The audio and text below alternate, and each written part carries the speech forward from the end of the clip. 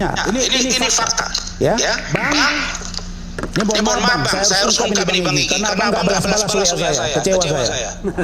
Ya, karena sudah ramai begini, saya nggak dibalas, cuma dikirim. Nanti saya bacakan apa yang dia kirim ke saya. Lalu saya bilang, Bang, Abang benar melarikan diri.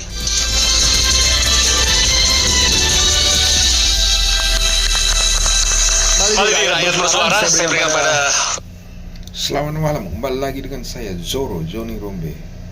Ya, kali ini saya mau mengulas mengenai hal equal, mengenai fakta yang real, fakta di lapangan.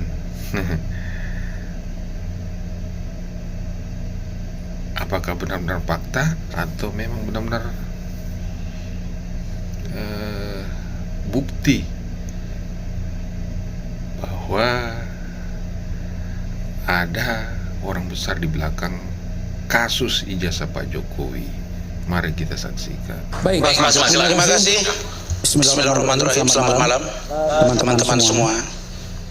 Pertama, sebelum saya jelaskan posisi Bang Egy dan Bu Idanetti, karena kebetulan dua-dua ini adalah teman akrab saya sejak 2010 yang lalu.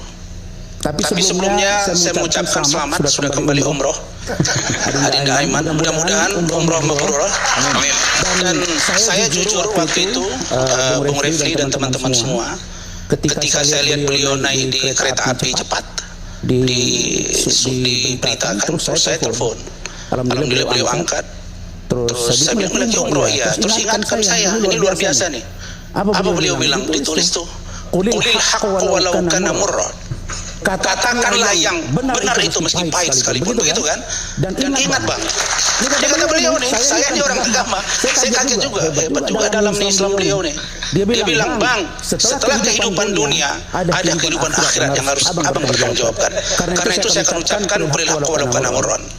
Yang kedua, saya secara pribadi ini kepada teman-teman saya yang kita pendukung Pak Jokowi ini, ya kita memohon kiranya jangan ada sebutan-sebutan bahwa Adinda Aiman ini berat sebelah.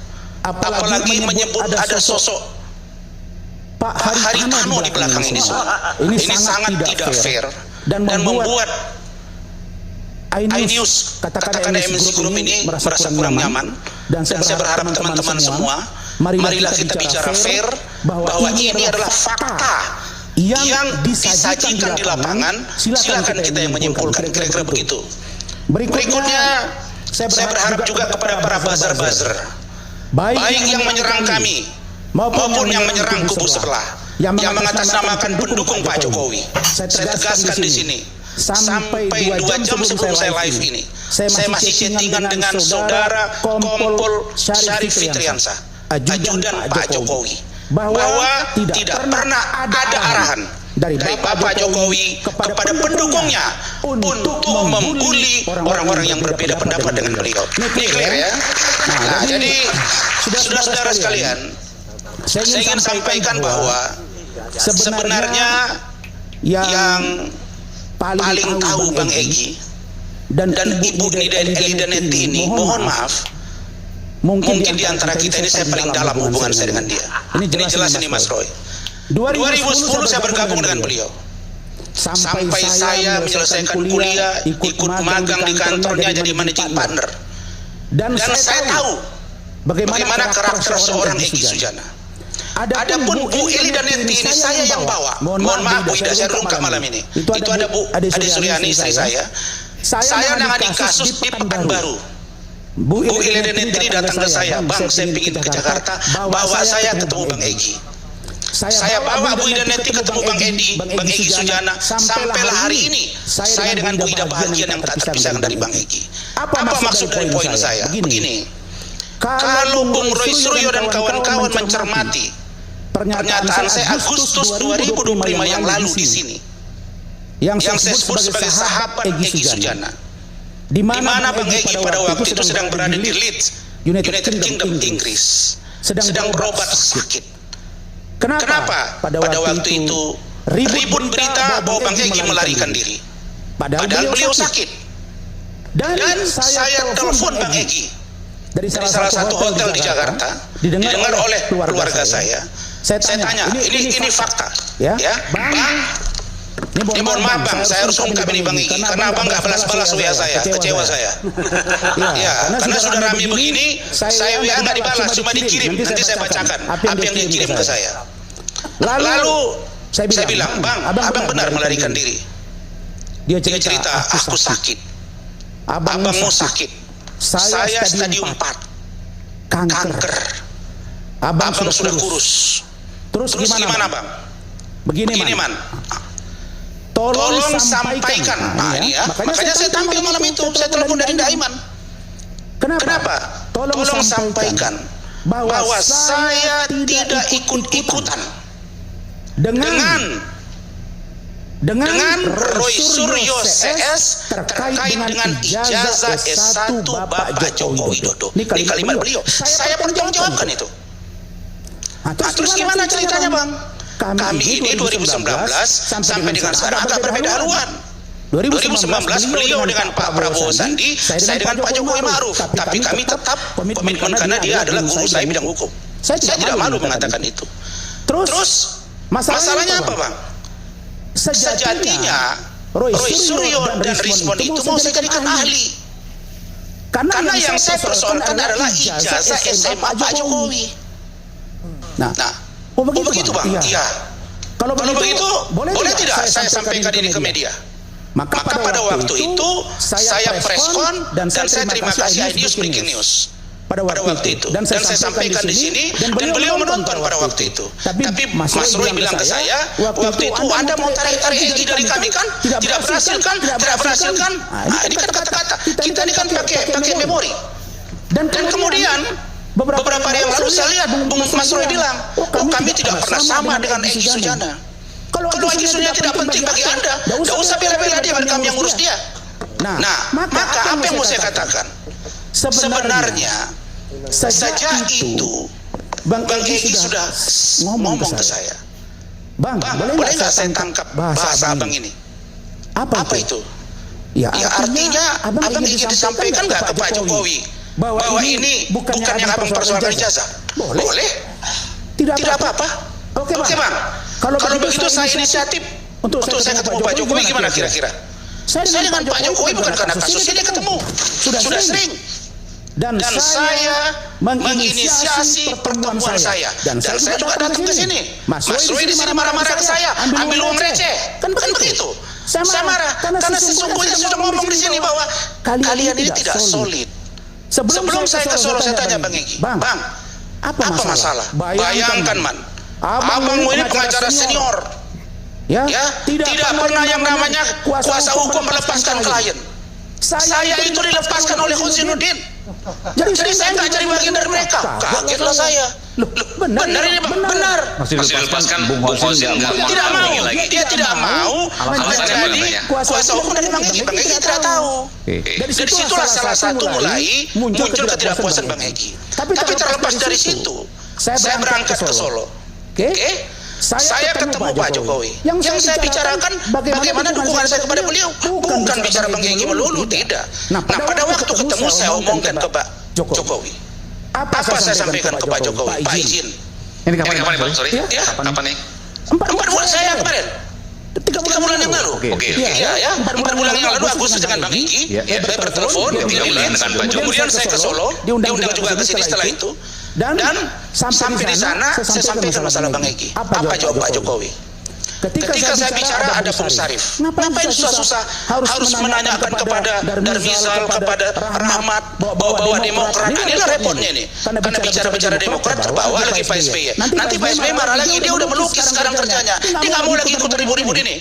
Nah, ketika saya bicara dengan Pak Jokowi, Pak izin, Bang Egy Sujana itu abang saya Pak. Bung Sarif ada di sebelah saya. Kemudian dia itu sakit Pak. Iya, saya sudah dengar. Kira-kira gimana Pak? Kalau Bang Egy saya bawa ke sini. Anda bilang ke Pak Jokowi itu? Iya. Apa kata Bang Egy? Bang Rasman, mohon maaf dia panggil Bang Rasman ke saya. Bang Rasman, saya sangat terbuka. Ini Pak Jokowi ngomong ya? Iya, saya sangat terbuka. Nah, tetapi ini dia. Kalau datang ke sini, ya haruslah bermaaf-maafan, bukan minta maaf. Bermaaf-maafan. Saling maksudnya. Saling bermaaf-maafan. Ya, tentulah. Siapa yang mempersoalkan ijazah, siapa yang paling berkepentingan, yang saya berkepentingan, kepentingan saya. Kepentingan saya agar Bang Egi dengan Pak Jokowi menyatu, tidak usah ribut-ribut karena dia sakit. Itu pikiran saya. Anda itu adalah pengacara apa? Saya sebenarnya pengacara Bang Egi Sujana. Sebelum Bu Ida itu menjadi tidak lagi bersama saya. Si Bang Egi itu Saya awalnya. Ya, ini tidak lanjut saja. Ya saya terusin. Ini fakta biar jangan keliru lagi kemana-mana. Nah setelah itu, oh iya Pak, begitu Pak, iya. Tapi Bang Egi minta. Ya, itulah fakta. Data. Apakah memang benar-benar yang disampaikan oleh Bung Rasman ini, atau hanya isapan jempol belaka? Tapi kalau secara intonasi, secara body language, ini kayaknya ada benarnya. Mari kita lanjutkan lagi. Tanya, Pak, kalau dia datang, jangan ada media. Bisa ngomong aja, ya Bu Ade ya. Terus karena Bu Ade ikut. Oh iya. Oh nggak bisa. Saya kan sudah ratusan kali disebut-sebut nama saya ijazah palsu. Masa sekali aja Pak Egi tidak berkenan? Ya wajar dong Bang Refli ngomong beliau begitu. Saya berkali-kali, ratusan kali disebut. Masa nggak bisa? Tapi Pak Jokowi saya upayakan Pak izin. Boleh tidak Pak? Nanti setelah itu saya komunikasi dengan Bang Egi. Tidak usah ada media, saya ngomong. Kalau Bang Egi merasa tidak mau ada media, boleh. Berkenanlah ini Pak Jokowi. Oke, saya pulang. Saya telepon Bang Egi. Bang Egi bilang oke, kalau gitu aku pulang. Dia di Pineng, dari Leeds pergi ke Pineng, dia bilang pulang. Dia teleponlah saya, Man, aku sudah di Indonesia. Kita bicara. Bang, gimana Bang?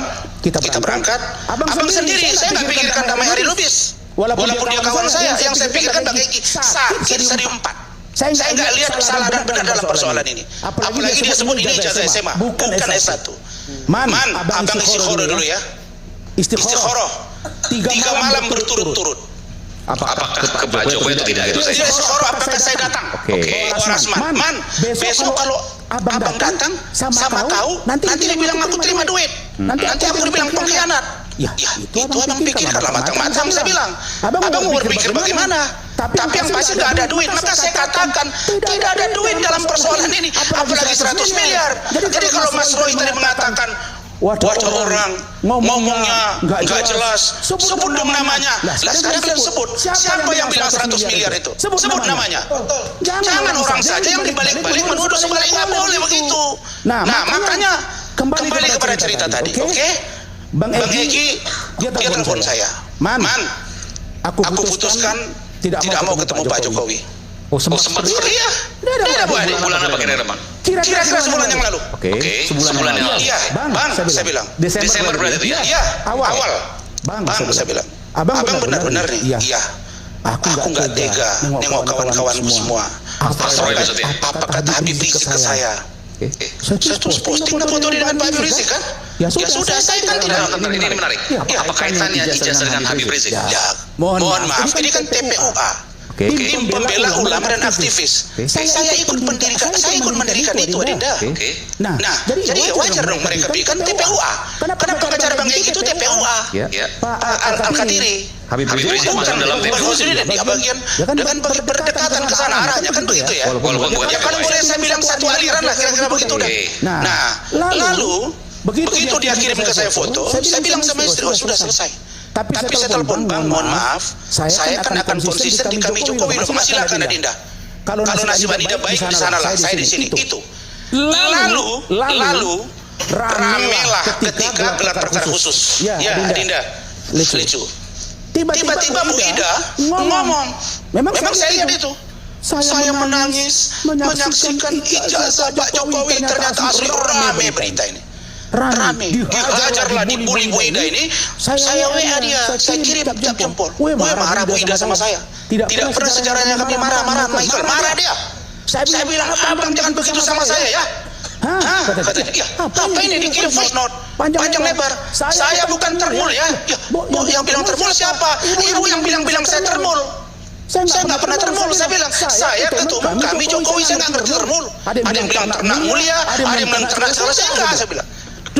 Kemudian rame berita sudah bilang, kuat nggak ini Bu Ida ini menghadapi masalah ini. Saya udah feeling, ini pasti ada yang masuk ini operasi untuk mendekati dia ini. Kalau Bang Egy bertahan, dia selamat. Kalau nggak, dia pasti akan mengambil sikap berbeda. Benar.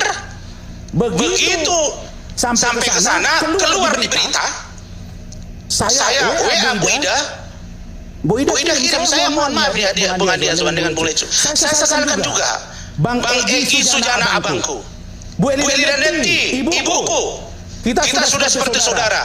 Ngomong kalian ke media ini supaya jangan ribut Indonesia ini, supaya jangan bunuh nama kalian, agar jelaskan kenapa. Karena maaf adalah ajaran agama yang baik untuk diikuti, bukan itu hal yang malu. Apa yang saya sedih?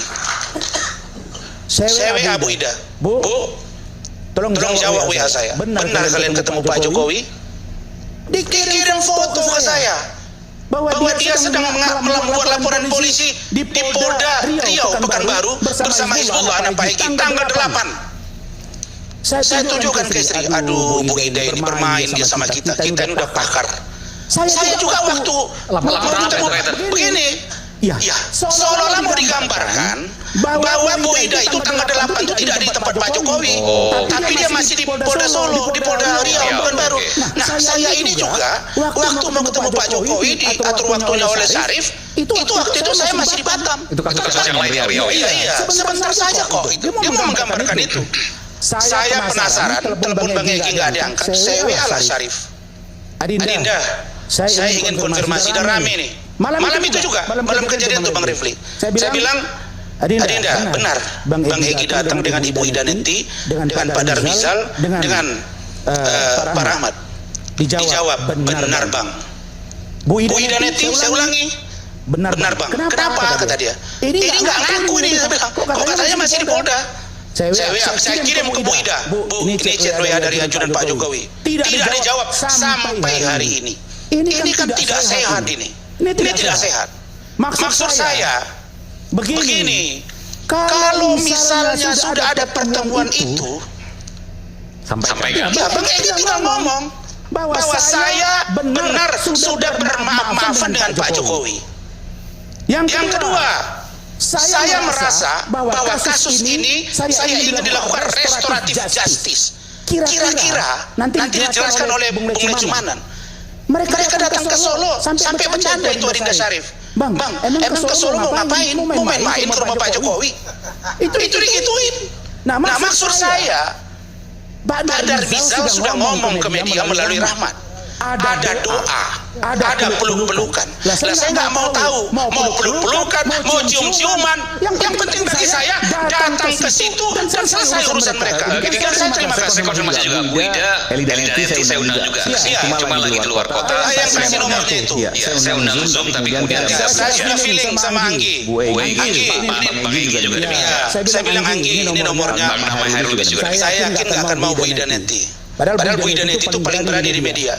Tapi kali ini kenapa nggak diusir bahasa? Itu tadi yang saya katakan. Jangan buat kami ini berantem, cukuplah sudah. Gara-gara sekian ijazah berantem 1 tahun. Ini jangan lagi gara-gara kalian. Aku nggak tega. Apa yang nggak tega? Bayangin ya, Bung Michael. Ada satu tulisan yang miris saya. Pak Egy itu adalah seorang yang sangat alim. Di mana-mana kita sebagai muslim berdoa, ya Allah kalau saya mati, buatlah meninggal dalam keadaan husnul khotimah. Amin. Tolonglah jangan di ujung kematian saya menjadi sesat. Egy masuk angin dan sesat, bayangkan. Saya kirim ke dia, barulah Bang Egy kirim ini ke saya. Ini saya bacain ya. Dari Bang Egy, Kapan ini Bang? tanggal 9. Ini sekarang tanggal 13. Tanggal 9 Januari 2026. Ya, dia kirim ke saya ini. Saya kirim mungkin kalau orang dekat juga ada. Quran surat Al-Hujurat ayat 49 Al-Hujurat 49 ayat 13. Bahwa sangat jelas tata kelola bergaul ini kepada saya ya. Bahwa sangat jelas tata kelola bergaul dalam perspektif sebagai orang-orang yang beriman pada Allah Subhanahu wa taala, yaitu Janganlah memperolok-olok di antara orang yang beriman, karena boleh jadi yang diolok-olok lebih mulia dari yang diolok-olok. Dua, jauhi prasangka di antaramu, karena prasangka itu dosa. Dan janganlah cari-cari kesalahan orang lain, dan jangan pula menggunjing satu sama lain. Itu menjijikan seperti makan bangkai. Tiga, Allah menciptakan laki-laki dan perempuan, serta bersuku-suku dan berbangsa-bangsa untuk saling kenal, bukan untuk bertikai dan lain-lain. Bertakwalah, karena orang bertakwa adalah yang paling mulia. Kondisional ayat Quran tersebut sudah ribuan tahun, tapi luar biasa maknanya. Bes ini pelada Egy Sujana, maksudnya dia. Bes kasihan, ya ini poin dia nih. Bes kasihan, lihat kelakuan teman-teman sejawat. Lebih khusus antara sahabat di TPUA. Begitu dahsyat olok-olok mereka pada Bes. Hehehe. Padahal belum tabayun pada Bes sehubungan dengan kejadian di kediaman Joko Widodo. Insya Allah saat yang tepat Bes akan klarifikasi yang bedil. Ini buku dia nih. Kemudian tanpa ada yang saya tutup-tutupi, sabar bagi yang ingin bagi yang ingin tahu. Tapi yang sudah ada rasa kebencian pada Bes, ya tentu tidak mungkin saya memaksakan. Ini kalimat beliau. Nah, dari kata-kata ini saya menangkap ada pertemuan itu. Oke?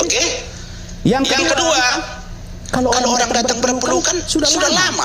Apa yang salah? Saya pun dengan Adi Daiman ketemu, kita cium pipi kiri kanan kok. Yang ketiga, jangan sampai ada dugaan transaksional.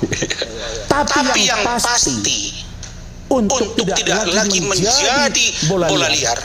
Karena kemauan dan harapan kita untuk mereka restoratif justice sudah diproses, nanti dijelaskan Bung Lecu. Maka mohon melalui kesempatan ini, abangku Bang Egy Sujana, Adinda Hizbullah, anak Bang Egy, dan Bu Ida Neti, datanglah kalian ke permukaan dan sampaikan supaya jangan ada pertikaian baru di antara kita.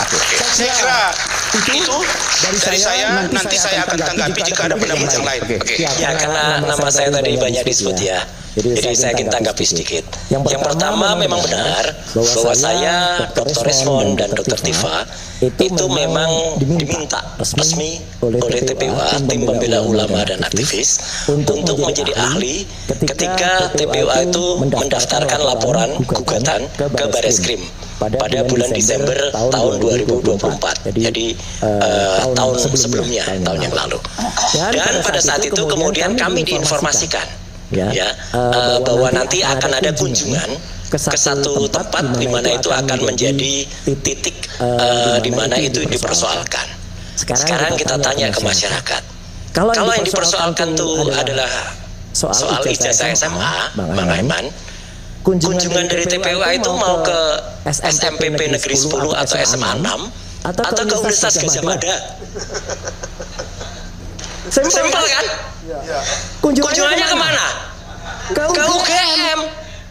Jadi ngapain TPUA ke UGM kalau tidak mempermasalahkan ijazah S1?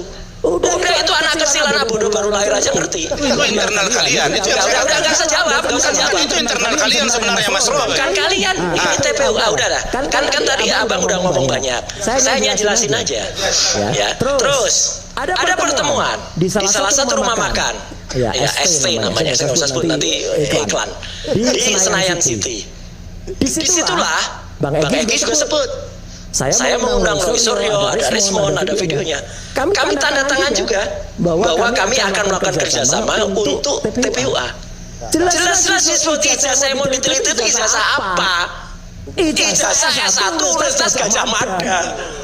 Oke, menarik. Tadi Bung Egy mengatakan bahwa yang dipermasalahkan sebenarnya SMA, betul. Tapi dia bagian dari TPUA.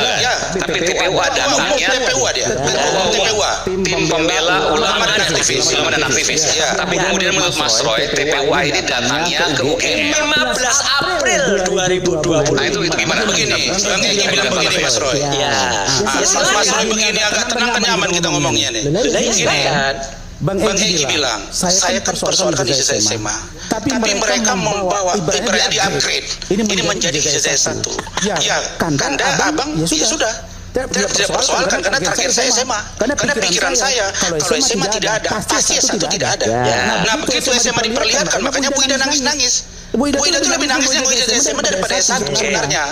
Kayak gini, Dia pun ternyata ada bayi yang pertama gitu, baru lahir bayi yang kedua, kira-kira begitu. Kalau menurut Mas Roy gimana? Apa yang mau disampaikan? Artinya tidak ada inkonsistensi atau gimana? Iyalah, kalau saya terserah dari apa? Biar masyarakat yang menilai bahwa ternyata dalam kunjungan TPUA rombongan itu tanggal 15-16 April itu kalau mau mempersoalkan ijazah SMA-nya juga pasti tanggal 16 April itu waktu ke Solo mampir ke SMA Negeri 6 yang sudah berubah atau itu adalah perubahan dari SMPP Negeri 40 di Surakarta. Kebetulan Mas Aiman dan semua pemirsa TVI News, almarhumah ibu saya itu guru SMPP juga.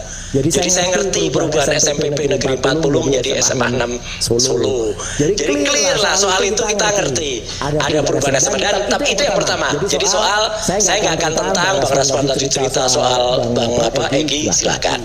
Yang kedua adalah persoalan ketika gelar perkara khusus. Ya. Kenapa saya masih tetap senyum ketika mendengar statement dari Bu Eli Danetti, dan saya tidak menjawab dia gitu ya. Saya hanya menyampaikan saja pemikiran akal waras. Waktu ditunjukkan ijazahnya.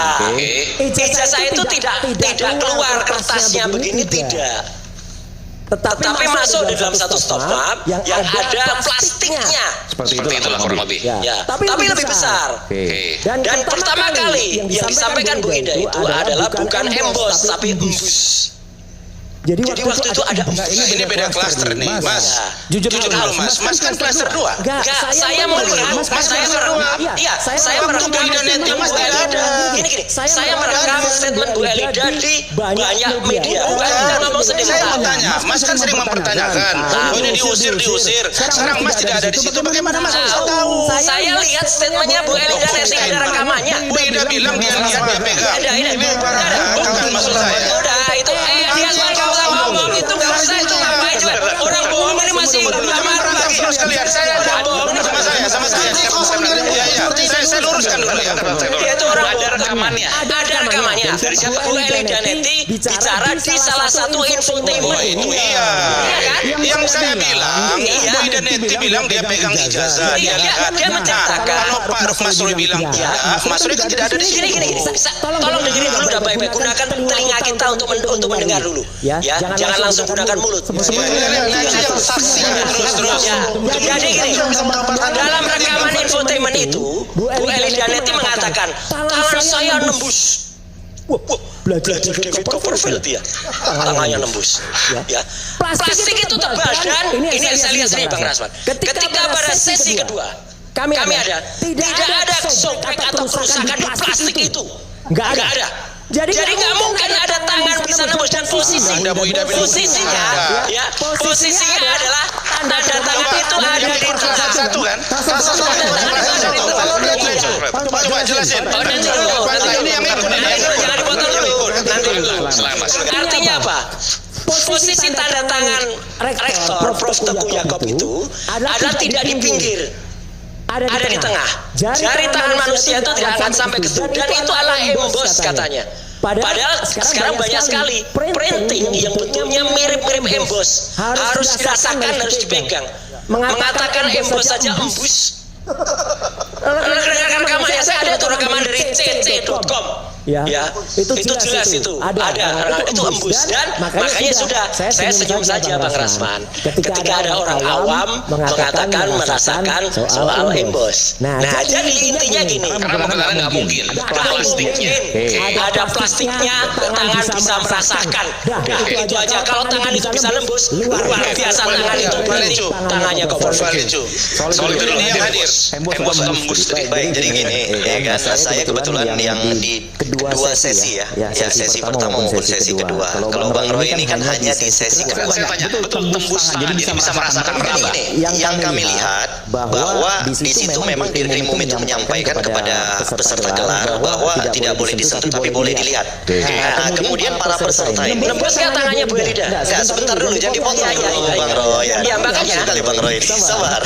Kemudian lihat bohong apa enggak gitu. Kemudian Ibu Elida itu mampir ke depan, langsung lihat. Memang kan itu dilarang, tapi dia memang sengaja nyentuh. Dia sengaja secara sengaja nyentuh. plastik.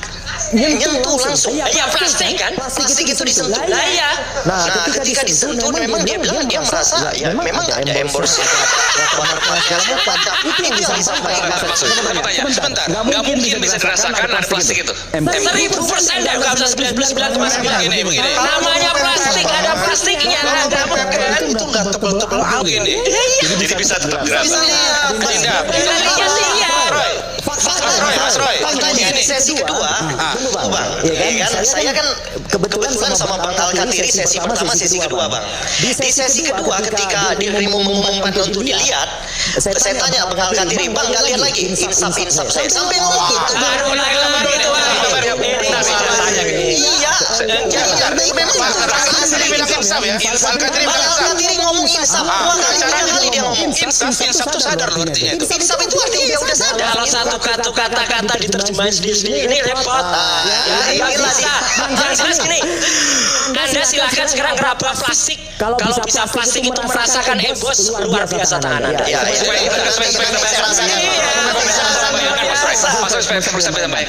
Embos itu seperti cap yang tempel itu ya. Cap yang timbul, yang warna emas. Kalau kemudian itu di atasnya ada plastik.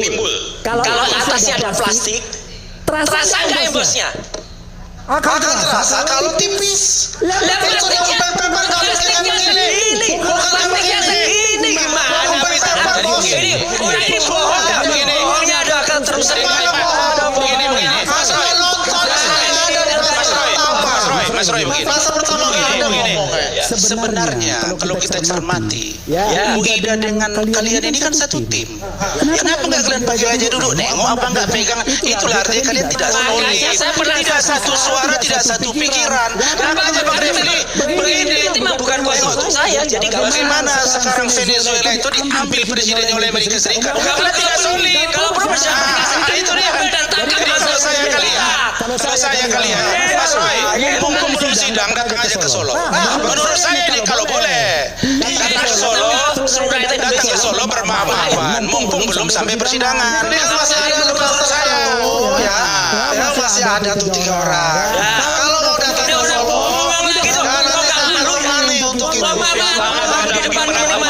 bisa mencerna dengan cermat. Jangan lupa sakit kopi yang hangat dari teman-teman Malik bersama dalam program Rakyat Bersuara. Kami akan kembali saat lagi tetaplah bersama Rakyat Bersuara.